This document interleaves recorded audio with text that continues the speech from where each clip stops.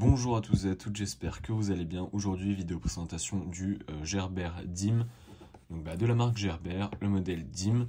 Un petit multitool que je trouvais très intéressant à présenter de par sa taille, son poids ainsi que son prix. On va commencer par ça. D'ailleurs, le prix, on est sur un prix de 29,99, donc on va dire 30 € sur Amazon. Donc un multitool vraiment sympa que j'ai eu l'occasion moi personnellement d'avoir sur le bon coin dans un lot, donc ça m'est revenu un peu moins cher. Et c'est par la même occasion le moment d'en faire une vidéo. Donc on va commencer par les caractéristiques de ce petit multitool. Donc pour le poids on est sur 63 grammes, donc effectivement ça pèse vraiment pas grand chose pour l'attacher aux clés ou quoi, c'est vraiment pas gênant. Donc la taille ouverte on est sur du 101 mm, taille fermée 71 mm. Le nombre de fonctions, ce petit outil là on a 11, donc 11 fonctions. La taille de la lame, donc la lame principale qui va être ici. Hop. Taille de la lame 35 mm, donc 3,5 cm, pour ouvrir des choses, pour un usage vraiment multitool, petit multitool pardon, c'est très convenable, de plus que la lame, malgré qu'il soit pas tout neuf, et la lame coupe quand même relativement bien. Ensuite, pour la couleur, j'ai pas besoin de vous le préciser, mais bon, c'est noir. Écoutez, on va sans doute passer aux fonctions, on va pas trop perdre de temps. Donc pour les fonctions, on va commencer ici. On a une pince coupante, une pince à bec effilé. Vous voyez, on va faire un petit zoom, une petite mise au point. Voilà. Vous voyez, la pince, c'est vraiment pas mal. Alors j'ai pas encore eu l'occasion de trop la tester, ça doit être robuste mais non plus, pour les petits travaux, c'est pas non plus une pince qui est faite pour réparer des grosses choses. Mais donc voilà, la pince plutôt sympa. Ensuite, ici là, on a un petit cran, vous voyez, si on vient tirer dessus, on a une pince à épiler. Alors celle-là qui est un peu, vous voyez, biseautée, qui n'est pas toute droite comme on pourrait le voir sur les Victorinox. Alors je sais pas si c'est mieux ou pas mieux. Ça doit pas changer grand chose très honnêtement. Mais donc voilà, donc elle vient se remettre juste ici. On vient pousser. Vous voyez, pour que vous voyez un peu mieux, elle est vraiment à ce niveau-là. Donc voilà. Ensuite, j'en étais à pince à dépiler. Bon on va continuer par le décapsuleur. Hop, donc bon, là pareil, il ne doit pas y avoir de soucis, c'est un décapsuleur, ça marchera toujours. Donc voilà. Prochaine fonction qui est, j'ai envie de dire la plus intéressante finalement, c'est la lame. Donc on a une lame plutôt sympa, qui n'est pas très grande, comme je me répète, c'est 3,5 cm. Après, cependant, je pense qu'elle coupe relativement bien. Enfin, elle coupe relativement bien, je l'ai testé. Et là, si je prends un petit papier pour faire un petit test rapidement,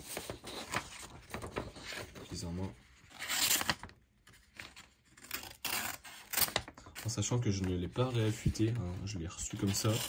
Donc là, on n'est pas du tout tranchant d'usine, mais c'est vraiment pas mal déjà. Donc non, la lame est vraiment pas mal, c'est bien fini, c'est pas mal. Faudrait que je la réaffûte quand même un petit coup. Mais donc voilà.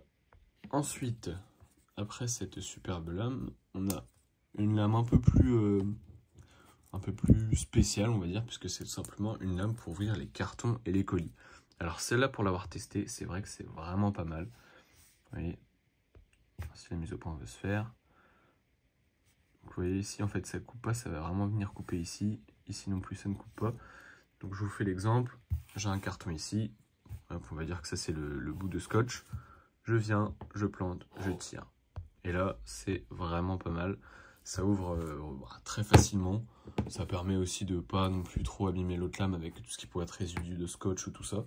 Donc non, franchement, cette lame, c'est pas mal. Moi qui ai pas mal de colis à ouvrir en général par semaine, c'est vrai, quand je l'ai, je suis bien content de juste sortir, faire mon petit trait, c'est ouvert, c'est nickel, on n'en parle plus. Donc voilà, ensuite, les petits ciseaux que j'aime beaucoup, qui sont pas aussi bien, il faut le dire, qui sont pas aussi bien que ceux de Victorinox, mais en même temps, ce serait peut-être aussi un petit peu dur de faire comme eux. Mais donc voilà, donc ciseaux sur ressort, vous voyez, ça marche très bien, on a un bon retour, aucun souci. Il coupe quand même relativement bien, hein. Là-dessus, il n'y a pas de souci, mais bon, après, on n'est pas sur du Victorinox non plus. Mais très très bien.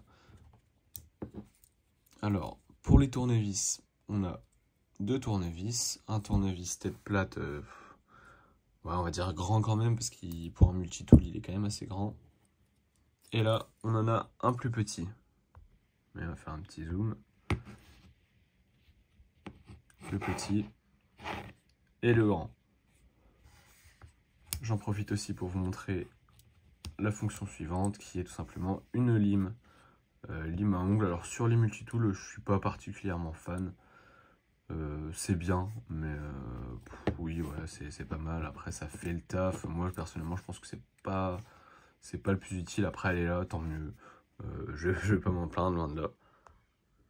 Donc, voilà.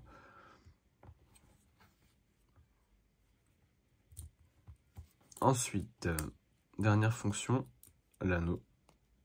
Si j'arrive à le choper, parce que je regarde dans le retour de la caméra, donc c'est pas évident toujours. Enfin, c'est pas toujours évident.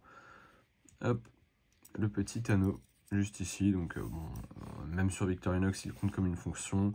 Je pense que c'est... Oui, si, ça reste une fonction. C'est vrai que sur les clés, c'est pas mal, hein. Moi, c'est là que je l'attache la plupart du temps. Dans la poche aussi, on peut le mettre. Il est vraiment pas gros, hein. Je vais vous mettre un petit 91 mm à côté pour que vous puissiez comparer ou avoir une idée. On est vraiment sur... vous voyez, si je viens zoomer, on est vraiment sur des tailles... voilà, c'est vraiment tout petit, hein. Là, c'est un 91, c'est un Klimber. Si je dis pas de bêtises, oui, c'est un Klimber. Donc là, on a le Klimber.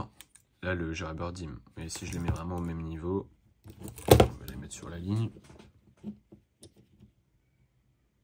Et on voit quand même que le Victorinox a un peu plus de taille, un peu plus de longueur, tout simplement.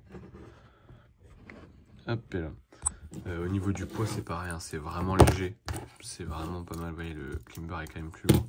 Mais c'est vraiment pas mal. C'est relativement solide. La peinture, elle a pas trop tendance à partir, même si sur certaines vidéos, certaines photos, j'ai vu des Gerber qui avaient du vécu. Après, c'est un modèle, je ne sais plus en quelle année il est sorti, mais il y a certains de ces modèles-là qui ont 10 ans. Donc bon, au bout de 10 ans, si la peinture part un peu, écoutez, c'est pas très grave. Mais donc voilà. Donc bah écoutez, on va conclure la vidéo, hein. Qu'est-ce que j'en pense de ce petit outil? Bah franchement, c'est vraiment pas mal. Si vous voulez un petit multitool comme ça, sympa à mettre aux clés, pour 30 €, encore une fois, je le répète, hein, c'est vraiment pas mal. Ça fait le taf, ça dépanne sur pas mal de choses.